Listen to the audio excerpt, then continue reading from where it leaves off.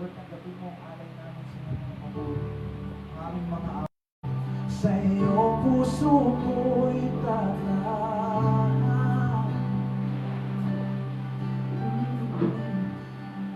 Tanggulan ng puso ko ay nahanap sa iyo, Kristo, pangalan mo, kanlungan ko. Tanggulan, Kristo, pangalan mo, kanlungan ko. Kailan pa man. Naniwala ba kayo doon?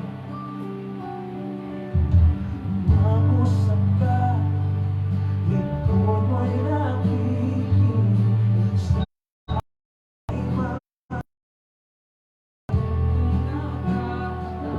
pag-asa'y ka. Puso ko'y tataan. Oh, tanggulan ng puso ay nahanap sa'yo. Good evening po mga kapatid. Ito po ang inyong lingkod, Pastor Jacob Calmang. Welcome po sa ating Friday celebration for tonight. Medyo kaiba po ang setting natin. Ako po ay nakatayo. I'm gonna use a whiteboard tonight. And welcome po. Magandang gabi po sa mga nasa bahay, mga nanonood po ng ating FB Live. Magandang gabi po dyan sa mga Bulanadi family, at kay ate, kay ate Kat, kay dyan po sa mga nasa Manusong compound, nasa Bulanadi compound, dito po sa mga nasa Pinagpanaan, mga nasa Siksikan.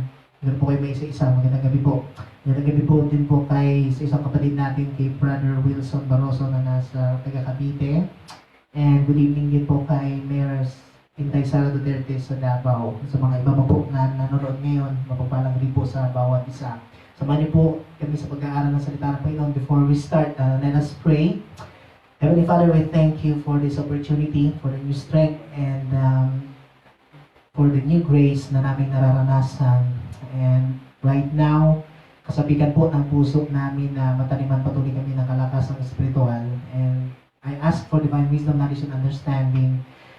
Banal na Espiritu, alisin po ninyo ang talukbong, mga hadlang na ginagawa po ng kaaway sa aming buhay in the name of Jesus. And pinibigyan namin na ang Banal na Espiritu na gumalaw sa bawat tahanan, sa bawat puso na nanonood ngayong oras na ito. Bukas po aming spiritual senses right now, and we pray for your power na maranasan namin. We pray maranasan po ang kalayaan, ang deliverance sa buhay namin in the name of Jesus. Binawasak po namin lahat ng ginagawa ng Diablo sa buhay namin. And we claim the victory of our Lord Jesus Christ more than 2,000 years ago. Nagpapabalat kami sa iyong banal na dugo right now, Lord God. And gamitin mo ako, ikaw po makita sa buhay ko right now. Salamat po sa saya at sa kalayaan na ibibigay niyo po sa bawat isa sa amin right now. Ito po aming dalangin sa pangalan ni Jesus. Amen. Ang pamagat po na binigay po ng God sa akin this evening is about Conqueror's Genetic Code. O sa Tagalog ay binhi or lahi ng mga mananagumpay. Conqueror's Genetic Code. Ang keywords po natin ay masusubukan po natin sa 1 Corinto chapter 15 verse 44 to 49. Samahan niyo po akong magbasa. 1 Corinto chapter 15 verse 44 to 49. Ang gagamitin po natin translation is King James, and I will use English and then Tagalog. Sabi po sa verse 44 ganito, itinatanim na may katawang ukol sa lupa, binubuhay na maguli na katawang ukol sa espiritu. Kung may katawang ukol sa lupa, ay may katawang ukol sa espiritu naman. Verse 45, hindi naman nasusulat, ang unang taong si Adan ay naging kaluluwang buhay. Take note that word, kaluluwang buhay. At ang huling Adan ay nagiging espiritong nagbibigay buhay. Bagaman ang ukol sa una, kundi ang ukol sa lupa. Pagkatapos, ang ukol sa espiritu. Ang unang tao ay tagalupa na ukol sa lupa. At ang ikalawang tao ay tagalangit. Sa lupa ay gayon din naman silang mga tagalupa, at kung ano ang ukol sa langit ay gayon din naman silang tagalangit.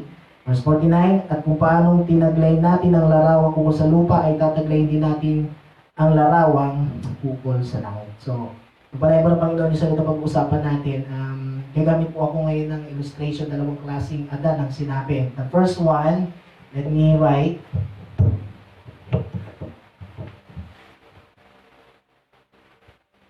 first Adam. Ang sabi po dito is tagalupa or the word natural. Now, the last Adam, also known, pasensya na po kayo sa sulat ko, mga medyo sisikapin ko pong linawan. Okay?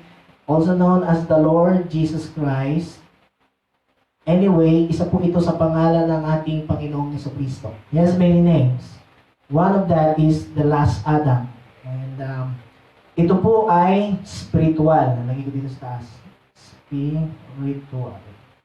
Anyway, merong pagkakaiba ngayon dito sa dalawa. Ngayon kapatid, bakit natin ito pag-uusapan? You see, ang topic natin is pananampalataya. May mga prinsipyo ho kasi, malaman mo kung paano ka dapat talaga magtagumpay. Okay? Habang lumalakad tayo sa pananampalataya. So, the first one, ang sabi po sa verse 45, basahin ko sa English, and it is written, the first man, Adam, was made a living soul. Sulat natin. Katangian niya daw, living soul. Mahalaga yan. Ibig sabihin, humihingang kaluluwa. So, lahat po tayo may kaluluwa. Tama? So, gawin ko lang ng konti yung camera. And then, next, ang sabi po is, the last Adam was made a quickening spirit or life-giving spirit. Life-giving spirit. Now, dito sa dalawa pa lang, may malaking pagkakaiba na, mga kapatid. Gusto nating sabihin ngayong gabi, lahat po ng walang relasyon sa Diyos, dito nakaugnay sa unang Adan. Do you understand? Tayo dati nung wala tayong mga relasyon sa Diyos, nandito tayo. Diba sabi nga, ang lahat ay nagkasala. Yung nature niya ay makasalanan. Sulat natin. Sinful. Bumagsak doon sa temptation. Samantalang ito po ay holy. Hindi nagkasala kahit minsan. Ito po tayong katotohanan dito mga kapatid. Paano kung sabihin ko sa iyo na alam mo bang matagal mo nang dapat natuklasan ang katotohanan ito sa buhay? Ito, and I believe merong ibibigay ang Diyos sa bawat isa sa atin. Kaya lang natin si Lord may ituro sa bawat isa sa atin. Paano kung sabihin ko sa iyo, matagal ka nang lumalakad sa maling direksyon ng buhay mo. Nakakala mo ganyan ka na lang talaga. Minsan pati sa pananampalataya, sa pakiramdam mo, everything sa pagharap ng pagsubok, meron tayong dapat malinaw na maunawaan. Pinaunawa ko po ito sa akin ng Banal na Espiritu when I was reading the book of Pastor Cesar Castellanos ng G12 Colombia. Kung gusto niyo po i-download niyo po, pangalan po is Just One Drop of His Blood. Mamaya po ilalagay ko dyan sa comment box yung link if you want to download. Pwede nyo rin po i-search sa FB. Makikita nyo po doon. Anyway, ang sabi dito ay, siya daw ay living soul. Yan po yung sabi po sa Genesis, si Adan ay kaluluwang may hininga. Pero siya po ay espiritu. Ang sabi po dito sa verse 46, bagaman ang ukol sa espiritu ay hindi siyang nauna, kundi ang ukol sa lupa. Pagkatapos ang ukol sa espiritu. So, ito daw po ang nauna, yung Adan. And actually, ang meaning po ng Adam is first man, or the first humankind, mga kapatid. Sabi naman po dito sa sunod natin sa verse 47, ang unang tao ay tagalupa, ang ikalawang tao ay tagalangit, or sa English, earthly. Parang ganito, tagalugin natin. Mundo. Yan. Naiintindihan niyo yung salitang makamundo. Ugaling makamundo. Sanay sa mundo kasi yung taga-mundo. Nakuha nyo. Itong isa ay ano daw? Makalangit. Okay. By the way, let me say you ang katotohanan. Nung mahulog po ang Adan sa kasalanan, ito yung nangyari sa kanya. Siya po ay isang soulish nature. Dito siya nag-focus, mga kapatid. Siyempre, isa na din dyan yung flesh. But let us dwell in here. Lagay ko na rin dito siguro sa baba yung flesh. Ayan. So, alam natin yan, dito sa flesh po ay sinful state of humankind ang sinasabi. Dito po sa soulish, meron po tatlo tayong mapag-aaralan dito. Ang tatlo po na yun is this. Emotions, intellect, will. Pansinin nyo mabuti. Ito po yung meron dito sa tatlo. Ngayon dito naman sa baba, sulat natin siguro ay yung naging order po ng dito sa pagkatao ng unang Adan ay ganito. Flesh, soul, spirit. In fact, wala na ngang spirit kasi patay na spirit. Nakuha nyo? Nagigets nyo ibig sabihin. Hindi ba ka-araw-araw natin naririnig ito?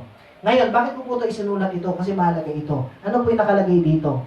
Ang nakalagay dito ay also known as, alam niyo, nararamdaman natin ito araw-araw. Ito po yung nagsasabi sa loob natin, which is, I feel. Nararamdaman ko. Kuha nyo? The second one is, I think,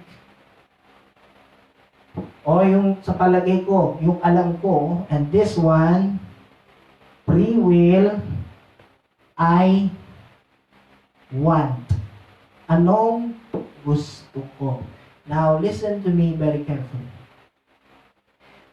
Dito po sa unang side po na ito, ang tao po ay umiikot, alam natin, bagsak sa kasalanan, wala talagang maasahan dito, malinaw. Kasi nga simple nature siya. Ito yung nasa genes niya. Alam natin yung genes, yung DNA. The very DNA po ng isang tao, lahat ng taong walang Kristo sa puso, punong-puno ng kasalanan. In fact, pwedeng burahin ko itong taas, meron siyang ganitong katangian. Na marami sa inyo, iba't mga kapatid na narinig, pero sa kapakanan ng iba, meron po siyang this one. Satanic nature. Now, some of you may raise your eyes, which is, ano nangyari kasi dyan? Di ba nagkasala sila, kinain nila yung bunga ng pagkaalam ng mabuti sa masama, bumagsak po ang tao, nakapasok po ang kasalanan, pumasok ang sumpa, namatay ang spiritual life ng tao, at dyan naghari ang dominion ni Satan. In other words, hindi ito makalalakad ng matuwid. Makinig kayo mga kapatid, mga anak ng Diyos, mga disciple, mga leaders. Tingnan nyo mabuti. Suriin mong mabuti kung saan ka naroon. Okay, punta naman tayo dito sa kabila. Ito pong isa kasi, meron din naman itong soul, pero ganito ang order niyan. Mamaya ko muna panisulat. Ito kasi, birada nito emotions. Gusto kong sabihin sa iyo, ang isang walang Kristo sa puso, let me give an example, I feel, binigyan mo ng verse, sabihin, Pastor, ang pakiramdam ko po ay ganon. Okay. Nakuha niyo, ibinabase sa pakiramdam ang katotohanan. Tanong ko sa inyo, is this the truth? No. Ako naniniwala may sinasabi sa atin ng Banal na Espiritu. Second one, intellect, I think. Sa paningin ko po, Pastor, sa palagay ko, yung naunawaan, yung standard na sinasabi ng tao, yung tama sa sinasabi ng tao, pero hindi sa mata ng Diyos. Kuha niyo ko. Tanong, ito ba talaga ang katotohanan? Hindi. Pangatlo, I will or I want, gusto ko. Now, you may clearly see, wala talagang magagawang tama ito. Nakuha niyo? Wala talagang God's will na magagawa, kapatid. Let me be dito sa first, pangatlo, satanic nature, makasarili. You see, maraming tao po ngayon makasarili. Pagdating ngayon ng mga ng unos kung saan hanap ng problema. Ito naman ang ano sa atin, matingin. kumusta po tayo mga kapatid na nanonood dyan? Ano po kinakausap niyo? Ano yung binire-reveal yung katotohanan? Okay, iwanan muna natin to. So, balikan na lang natin ha. Paano naman po dito Panginoong Jesus? Meron din siyang soul. Pero ang setting nito ay ganito. Sulat ko muna dito sa baba, ha? Ganito ang order niya according to 1 Thessalonians chapter 5 sa last verse. Spirit, soul, and body. Nakita nyo? Ano ang priority dito ng unang Adan? Katawan. Trabaho, kain. Pangalawa, kaluluwa. Love life. Friendship. Kasikatan. Katalinuhan. Tama ba? Huli na lang ang Diyos. In fact, wala talaga dito sa mapa kasi sabi sa Bible. Kaya titingnan nyo ang katotohanan. Itong dalawa na to actually, umapasok po ito sa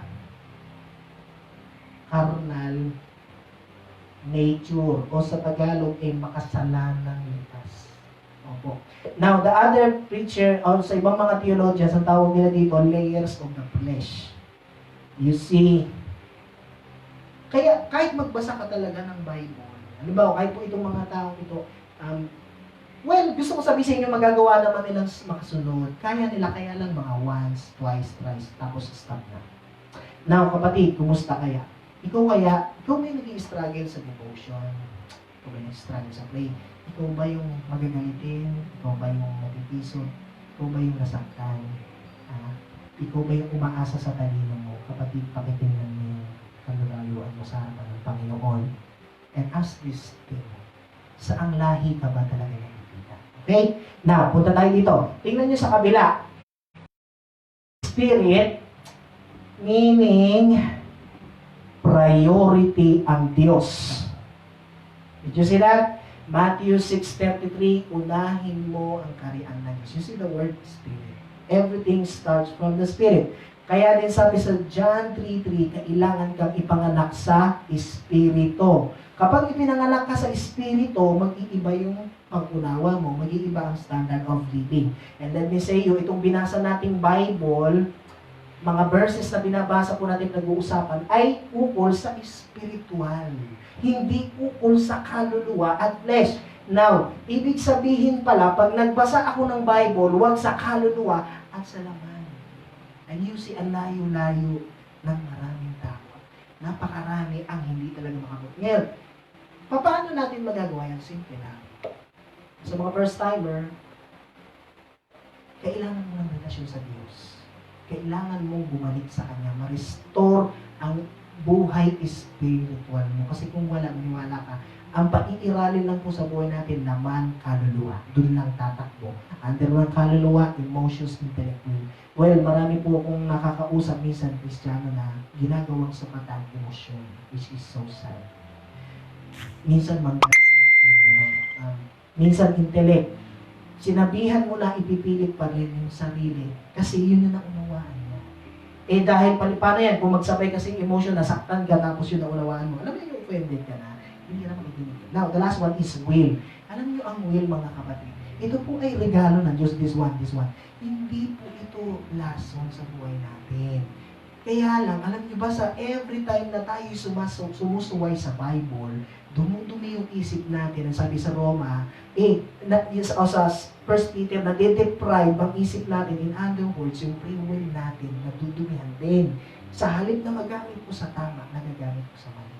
Anong ibig sabihin? Nakarinig na ako ng pero alam sa likod ng isip ko, tama, pero yung ginagawa ko pa rin ay mali. Bakit? Lasunod na ng kasalanan. You see, ito po yung estado ng kasalanan. Iba na natin to. Ano naman dito? Paano naglalaro dito? Sabi kanina, tanong ko sa inyo, paano magtatagumpay ang isang tao sa mga challenges sa buhay? Simple lang. Una, kasi siya ay spirit, itong emotion, gusto ko sabihin sa inyo, di ba may soul dito? Meron po. Now, ibig sabihin, pag ikaw ay anak ng Diyos, natural naman, dadaan ka pa rin doon sa soul. May soul, nasasaktan, iiyak, may nararamdaman. Yes, totoo. But listen to me, ang emotion mo,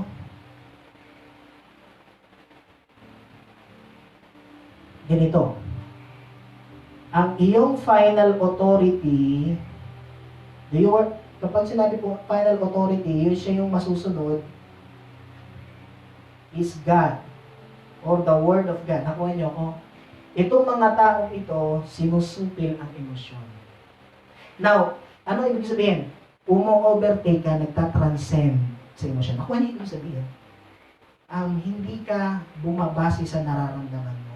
Makinig kayo mga kapatid. Paano ko sabihin ko sa inyo, marami sa atin ang matagal na lang na pinalaya ka na ng Panginoon. Alam mo ba yun? Pero totoo lang, nagpapalomo ka lang sa Kanya for so many days and years. Or should I use the word na tutulunggis ka lang ni Satan? Inapayagan mo. Kapatid, gusto ko sabihin sa iyo, malaya ka na. Nagpapanggap ka lang.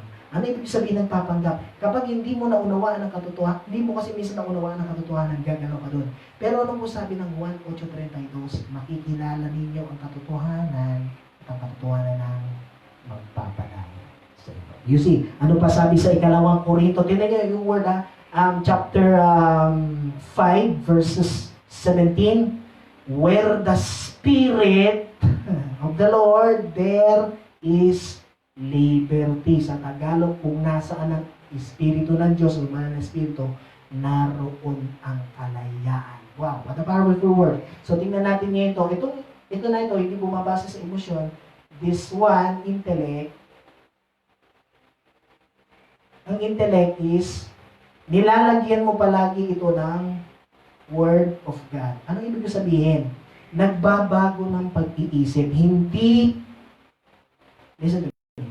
Ang isang anak ng Diyos, yung genetic code ng Panginoong Jesucristo, hindi siya yung pinananatili yung, for example, nakilala ko, yung laman ng isip ko luma, hindi yun, itinatapon niya yun, nagpapalit siya ng bago. Sabi po sa Roma 12:2, magbago kayo ng pag-iisip. Hindi ba? Tapos sabi pa ron, upang malaman ninyo ang tunay, sa English is perfect will of God.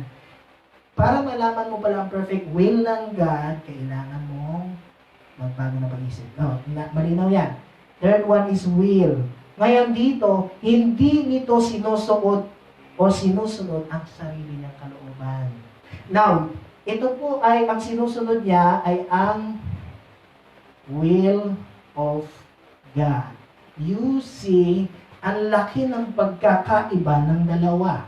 Ito nabubuhay sa laman sa mundo, puro sarili lang ang sentro. Ito pong isa, ang Panginoong Hesus ang sentro. Now, kapatid, tingnan mo, kaya pala kaya makakakita ka talaga ng mga tao, minsan Kristiyano na, bakit natitisod pa rin, bakit na-offend, bakit ang hirap papasukin kasi po. Tingnan mo muna kapatid. Nakikilala mo ba yung sarili mo talaga? Pero ito gusto ko sabihin, ito ka nabibilang, kung ikaw po ay tumanggap sa Panginoon, ikaw po ay nabibilang na sa genetic code ng the last Adam. Amen? Nga lang, i-apply mo sa buhay mo. The word is i-apply. You see, kasi, alam niyo ba, ito sabihin ko sa inyo, itong tatlo na ito yung paboritong putahe ng kaaway sa atin araw-araw. Lalo pinadadaan tayo sa pagsubok. Ano ibig sabihin? Ito ang gagamitin niya para madaya tayo sa pananampalataya. Para lang mga sarili natin, piliin natin. Kasi, ito yan, I feel, I think, I want. Ako, naranasan ko pong padaanin ng Diyos. Actually, as I'm speaking right now, I'm under the tremendous challenge, super challenge na ngayon ko lang naranasan, but ayan, alam ng aking spiritual parents, binigay ko lahat sa Panginoon, hirap talaga. Now, the point is, alam niyo, minsan, ako naging first impression ko po, ganito, Panginoon, ang hirap naman sunod sa kalooban mo para akong tumutulay sa alam. You know, pinakita ng God sa akin, anak, mali, bakit? Listen to me. Kapag ako pala ay napapabilang sa lahi ni Adan, hindi mahirap sumunod sa o hindi ka tumutulay sa kalooban ng Lord. Ano? Ang sabi sa akin ng Espiritu, yun ay natural. Sino? Ito ba? Si soulish? Si emotions? Nako, maniwala kayo sa akin. Marami dyan. Kasi tayo, nagdaan ako dyan. Gusto ko sabihin sa inyo. Inang-ilan ko ang emosyon ko sa pananampalataya. Mali. Hindi po sukatan ng pananampalataya ang emosyon. Listen to me. Huwag mong ang walang relasyon sa Diyos, ang flashlight ng buhay nila ay itong tatlo na ito. Naku, ano yung flashlight? Di ba pagka madilim, pinantatanglaw. Siyempre, pagka binukas mo yung flashlight, kung ano yung mas ispatan nun, doon ka gagalaw. Ganito yun, ibinabase sa emosyon, ibinabase sa alam, sa sinasabi ng tao, standard ng mundo, ibinabase sa sariling kalooban. Wala talagang pananampalataya. Look, sa initial nito, the word is here. Satanic nature. Ano to? Self-centered. Balik tayo sa Genesis, mga kapatid. Kunyari, lumagay tayo sa istorya nung Adan at ni Eva. Living soul. May spirit sila. In fact, perfect ang fellowship nila sa God. Nakikipag-usap everyday. Katabi nila. And ang Eden is a picture po ng presence of God. Ano nangyari? Unang inatake ay si Eva. Ano pang atake? Pumapansin niya introduction ni Satan is idea. I think. Okay. And babae, alam niyo sa mga babae, di ko alam kung ito, ano lang sa totoo, ang mga babae, di ba may intellect kayo, mga ladies, girls. At sa babae din, marami, mostly sa babae, gusto mangarap na mataas. Totoo yun. Kaya ito ang nangyari, siyang inatake ni Satan, binigyan ng ganito. Tingnan nyo, papakita ko sa inyo yung sanaling punto. Hindi inatake, nag-isip siya. Siyempre, sa una, di niya pinakikinggan yun Dadaan-daan siya, pero siyempre, hindi siya nilulubay ng pagtukso ni Satan. Nag-iisip din ng nag-iisip. Yung nag-iisip ng nag-iisip. Pero tingnan nyo to, hindi pa sila nahuhulog sa kasalanan. Wala pa. Anong punto? Pinairal ng pinairal sa isip. Ayun, naluto sa isip, pumasok dito sa puso. Boom! Isinila ang kasalanan. Ang manifestasyon ng kasalanan, pumitas, kumain. Kuha niyo ko? Ang totoong pumasok sa puso. Pero bakit ganito? Bakit kaya hindi naisip naman itong si Eva o kahit si Adan na teka sandali, kasalanan to. Mali ito. Sige, sabihin ng nakaliban sa isip, sa puso. Bakit hindi naisip? Hindi. Mali ito. Hindi ito nakalulugod sa Diyos. Bakit? Hindi kayo nag-iisip? Kasi nga self-centered nature. Gustong masunod ang sarili. Maraming tao ngayon, minsan nakalungkot Kristiyano, gusto pa rin magpasunod sa sarili. Ano nangyari? Dinawala sila. Tingnan nyo to, si Adan. Mamimili siya. Sinong ipiplease niya? Asawa niya o si Lord? Alam nyo minsan, there are times, minsan po, masakit man sabihin, minsan, guys, lalo sa mga kabataan, love life, may gamitin temptation. Yan. Mamimili ka, kalooban ni Lord or love life. And, kailangan mong siyempre, pag sarili pinairan, libera ka dito. Now, bakit ako nagsasalita? I know exactly the experience. I know. Ako'y binadaan ni Lord, but I thank God, ilang beses akong binadaan ng Lord doon, na magtagumpayan ko. Bakit? Kasi ito pala yung susi mo. Ito lang mo talaga ang nagtatagumpay sa pananampalataya. Did you get what I'm saying? Ibig sabihin, kapatid, tingnan mo yung sarili mo. Kung may mali, aminin mo na. Kasi kung naniniwala ka talagang ikaw ay anak ng Diyos, mga kapatid, ito dapat ang galawan. Tingnan niyo yung faith nila. Ano ba ang salitang faith? Sabi ko sa Roma, ang pananampalataya ay nagsisimula sa pakikinig na salita ng Diyos. Ano ba salita ng Diyos? Spirit. Paano pinapapasok ang salita ng Diyos? Kailangan mong ibukas ang puso mo tumulan sa isang bata. Pinag-usapan natin last, di ba? Pagkatapos noon, tanggapin mo siya, huwag mo payagang may para sa puso mo. Kita mo, kapag ganito ka, ito talaga yung magtatagumpay. Now, tingnan nyo palang sa pamagat natin, sabi natin, a conqueror's genetic mo. Papaano, mga kapatid, papaano kayo magtatagumpay tayo sa laban na ito? Kung ikaw ay namumuhay pa rin sa natural. Now, ganito. Pastor, paano naman doon sa ang dami mong sinabi kanina yung emosyon? Paano ko lalabanan yun? Dito, sabihin sa inyo. Isang talata sa Bible. Ito, basahin natin, Awit chapter 103 verse 1. Okay? Ganda nito, mga kapatid. Samahan niyo po ako. Awit 103 verse 1. Hanapin lang po natin. Okay, ito po ang sabi. Actually, alam niyo itong song na to. Ang pamagat pa nga nito is 10,000 Reasons. Sa English po, King James Version, Psalm of David, Bless the Lord, O my soul, and all that is within me. Bless His holy name. You see? Ito po sabi sa Tagalog, purihin mo ang Panginoon o kaluluwa ko, at lahat ng nasa loob ko ay magsisipuri sa kanyang banal na pangalan. Puri. Inuutusan niya yung kanyang soul. Ano yung soul niya? Inuutusan niya. Paano ko mauutusan ang soul ko? Mauutusan ko ba dito? Hindi. Mauutusan mo lang yan kapag ikaw namumuhay sa kalooban ko dito. Normal yan sa mga anak ng Diyos, sa mga born again. Amen? Ngayon kapatid ko, basta hindi ko nararanasan, yun na nga. So, gusto natin sabihin, nadadaya ka ng kaaway. Ang bilis mo paniwalain na akala mo ganyan ka na lang. No! You are more than that. Kapatid, tandaan mo, kalikasan ni Kristo ang nilagay sa atin. Pangalawang verse. Paano kung ako po ay nasaktan? Sobrang, sige, kung ano man reason, namatayan, na-offend ka sa ibang tao. Ito po sabi naman sa Awit, chapter 43, verse 5. Basahin natin. Ito po, ito. Awit 43:5. Tingnan niyo to, listen to this. Bakit ka nanlulumo o kaluluwa ko? Kita niyo yung word din na. At bakit ka nababagabag sa loob ko? Hallelujah. Ganda ng word. Ano sabi? Umasa ka sa Diyos. Inuutusan niya yung sarili, yung kaluluwa niya.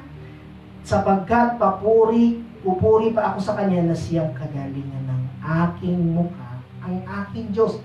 Inuutusan ang kaluluwang offended, ang kaluluwang may sakit, na magtiwala sa Diyos. Now, kaya po, naalala ninyo, sinabi natin dati, di ba? Don't listen to the accusation of yourselves or the voice of the enemy. Start to preach or teach yourself according to the Word of God. Huwag ka nang makinig sa Tagalog ng mga bulong ng sarili mong mali. Kasi sarili lang eh. O, syempre, yun ang gusto nga ni Satan, sabi ko sa inyo, yung kanyang putahe. Lalagyan kanya ng ikaw naman, sasakyan mo. Ano dapat? Pangaralan mo ang sarili mo. Ano ba pangaral mo? Yung sa sarili mo? Hindi. Ipangaral mo yung sinasabi sa Biblia. Amen?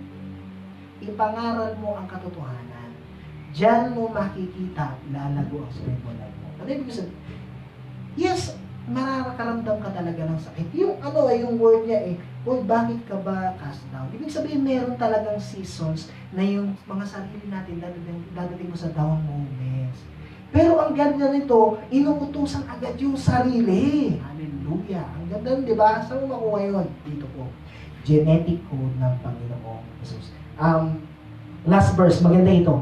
Tingnan niyo pa ito sa unang Juan chapter 3, verse 9 to 10.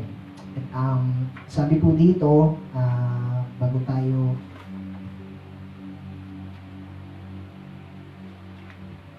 First John chapter 3 verse 9 to 10.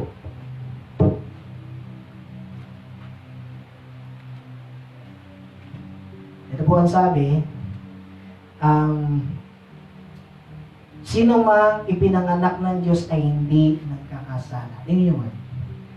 Sapagkat ang kaniyang binhi, ganda ng word ha, sapagkat ang kaniyang binhi ay nananahan sa Kanya. In other words, genetic code ni Lord Jesus Christ ng God. You understand? Hindi sabi niya, at siya'y hindi maaaring magkasala sapagkat siya'y ipinanganak ng Diyos. Born in the Spirit. Verse 10. Dito nahahayag ang mga anak ng Diyos at ang mga anak ng Diablo. Hindi po ako may sabi na ng Bible. Ibig sabihin, kung ang isang anak ng Diyos nagkakasala pa rin, nahahayag ano ka talaga, anak ka ba ng Diyos o anak ka ng Diablo. Hindi po ako nagsabi niya ng Bible po. Mahal ko kayo sa Panginoon.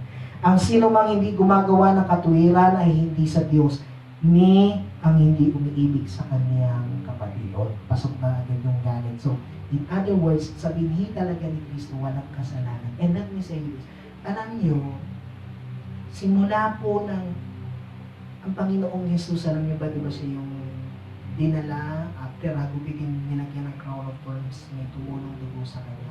Yung patak po ng dugo ng Panginoong Jesus na pumatak sa mukha at pumatak sa lupa. yun po yung start na ma-restore ang ating pagtingin sa harap ng Panginoon. Amen? Pagtingin sa sarili, pagtingin sa harapan ng Diyos. Ano ka? Ikaw ang dakilang masterpiece ng Diyos. Sabi po sa aklat po ng Efeso chapter 2 verse 10, kapatid, we are God's workmanship. Sa ibang translation means masterpiece. Alam niyo ba meaning ng masterpiece? Tingnan niyo gaano kalaki ang universe. Hindi natin kaya sukatin. Ano ba mas malaki? Universe, galaxy. E di syempre, universe. Ngayon, nandito tayo sa isang galaxy. Ano malaki? Galaxy, solar system. Of course, solar system. Ano naman ang mas malaki? Solar system, araw. Solar system, araw. O, ano naman ang malaki?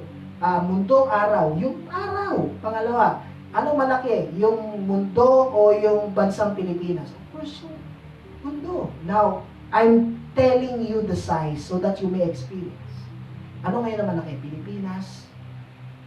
O ikaw at ako nagagabalahibo lang ng lupa na binaba ng Diyos para kanyang pahalaga ng ibigin. Ayon nilikha sa kanyang wangis in Genesis chapter 1. Did you understand what I'm saying? Dahil sinira ng kasalanan yun, ni-restore ng Diyos. At ang nasa sa atin ay ang likas ni Kristo. Let me challenge you, kapatid, bago tayo magbukas. Tandaan mo, ikaw ay anak ng Diyos. Tandaan mo, yung kalikasan mo, binhi ni Kristo. Dapat umiiral sa iyo ang buhay na banal, na-overcome mo ang sarili. At the same time, yung pananampalataya, pasok na pasok. Tingnan nyo nila, saan pumapasok ng magaan ang pananampalataya? Dito lang. Never.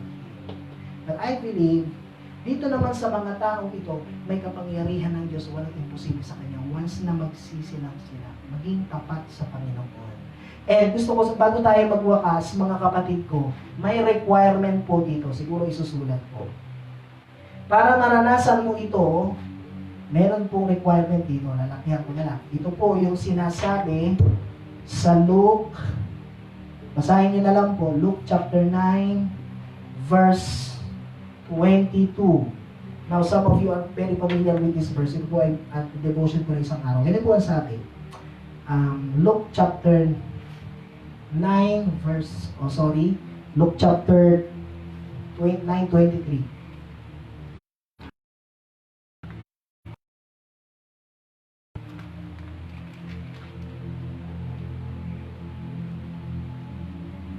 Ito po ang sabi. Sige lang, buburahin ko lang po. 9:20. Yan. Sige, mababasahin ko sa inyo Luke chapter 9 verse 23, last verse. Ito po ang requirement ng God. At sinabi niya sa lahat, kung sino mang tao ang ibig sumunod sa kaniyang sarili at pasanin araw-araw ang kaniyang krus at sumunod sa. Now, it's a process. Kapag anak ka ng Diyos, simple lang.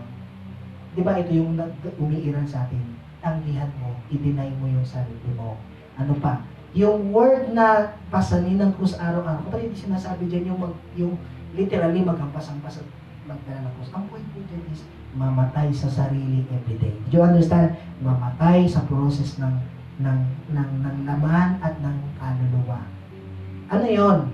Simple lang, isuko mo ang sarili mo sa Diyos araw-araw. Simple as that. And then, follow me. Bakit?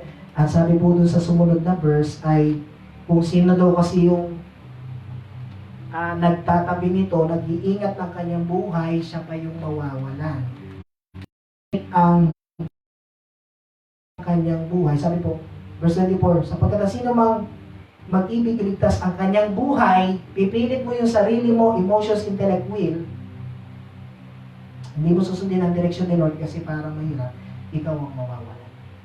Di po ako nagsabi niya ng Bible. Sabi pa, dadapwat sino mang mawalan ng kanyang buhay. Masaktan ka, kapatid, broken ka. Sige, sa panahon niyo, makipagtawanan ka ng tao. Dahil sa kapakanan ni Kristo, ay magliligtas niyo. Sa ibang translation, siya pa ang makakasumpong niyo. Napakaganda. Is challenge. Alam niyo, minsan kasi tayo, we love things on temporary things. Pero ano gusto lang yan sa atin? Ibigin natin yung eternal things. Yes, gusto natin sabihin ng Diyos po sa bawat isa sa atin, hindi po tayo mga nabubuhay dapat sa ating sarili, kundi nabubuhay ayon sa binigay ng Diyos.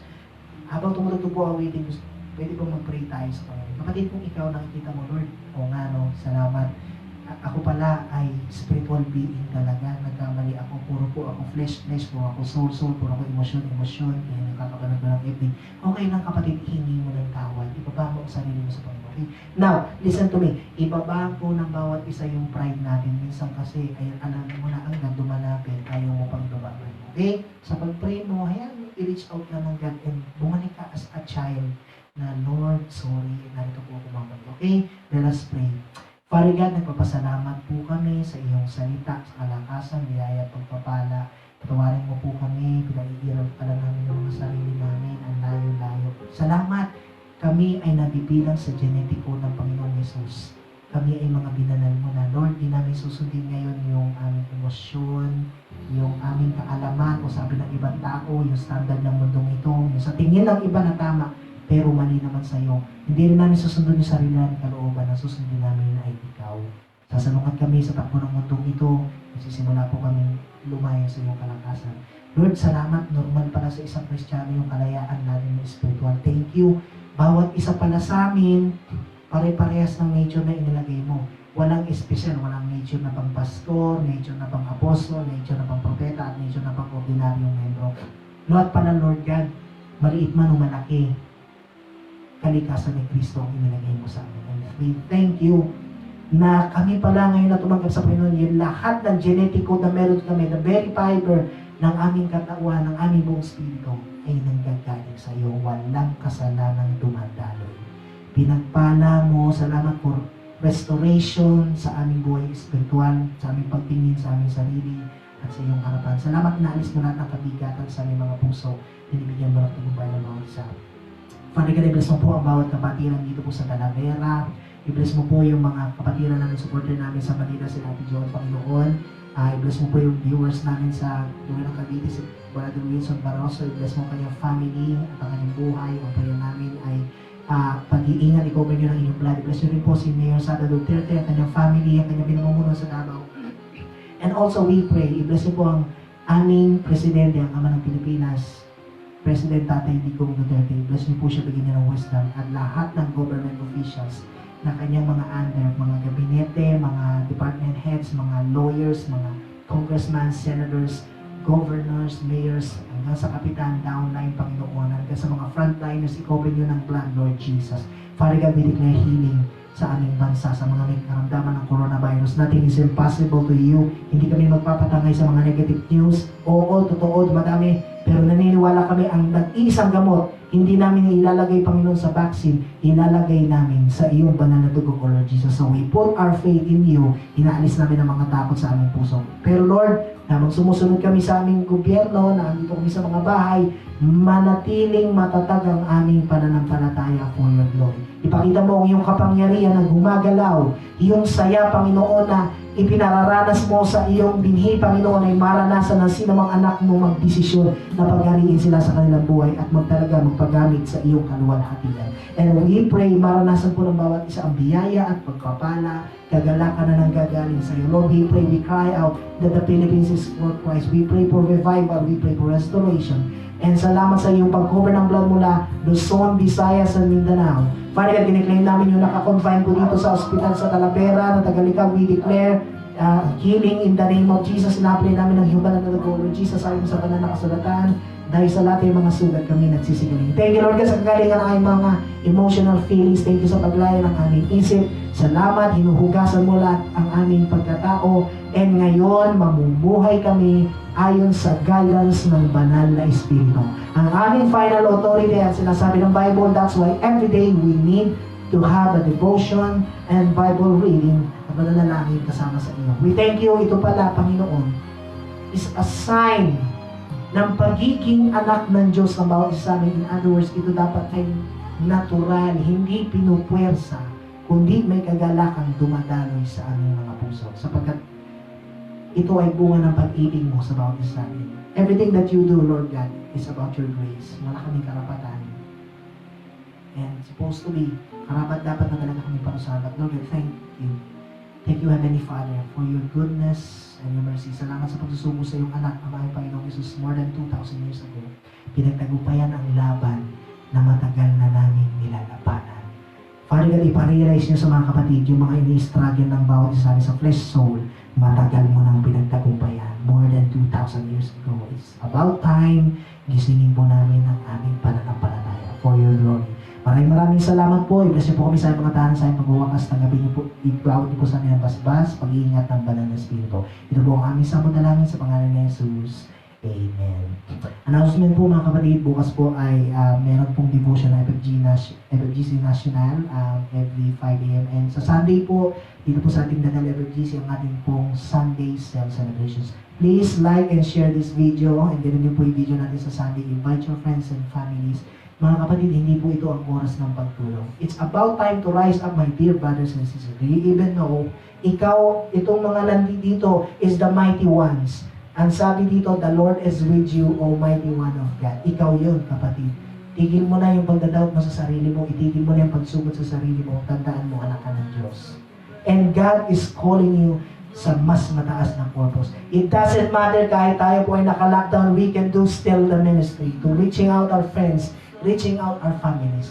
Tayo po ang agent of change. Hindi tayo mga negative sa mundo ito. Hindi ikaw ang problema. Kanina, maaaring na-influensyahan ka ng problema, but I believe right now, ikaw ang solusyon. Ikaw ang propeta ng Diyos. Sa mundong ito, sa iyong pamilya, sa iyong tahanan. Ito po ang inyong lingkod sa pangalan ng Panginoon, Pastor John Paul Calma. Nagsasabi sa atin, God bless po, magandang gabi po sa atin. See you on Sunday.